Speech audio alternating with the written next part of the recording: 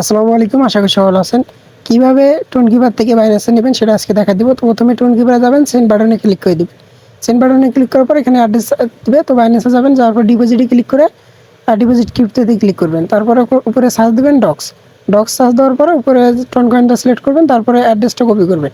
অ্যাড্রেসটা কপি করার পর এখানে আসবেন, আসার পর অ্যাড্রেসটা পেস্ট করে দিবেন। তারপর কি বলতেছে মেমো, তো কমেন্ট অবশ্যই করতে হবে। এখানে মেমো বা ডক্সের যে মেমো বাইন্যান্স আছে এটা কপি করে এখানে জাস্ট পেস্ট করে দিবেন। পেস্ট করে দেওয়ার পর এখানে কন্টিনিউ যে বাটনটা পাবেন নিচে, ভালো করে চেক করে দেবেন ঠিক আছে কিনা। তারপর কন্টিনিউতে ক্লিক করে দিবেন। দেওয়ার পরে জাস্ট আপনার এখানে যে টন থাকবে, টনের উপর ক্লিক করে এখানে ডক্সের উপর ক্লিক করে দিবেন। যে কোনো টোকেন সেন্ড করেন এইভাবেই করবেন। তারপর ম্যাক্স বাটনে ক্লিক করে দিবেন। তারপর কন্টিনিউ যে বাটনটা পাবেন আপনারা কন্টিনিউ বাটনে ক্লিক করে দিবেন।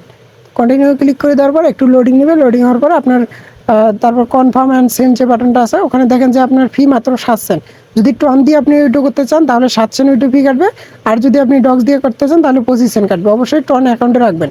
তারপর দেখেন যে এরকম প্রসেসিং হবে, দেখেন যে আমার পেমেন্টটা এসে গেছে।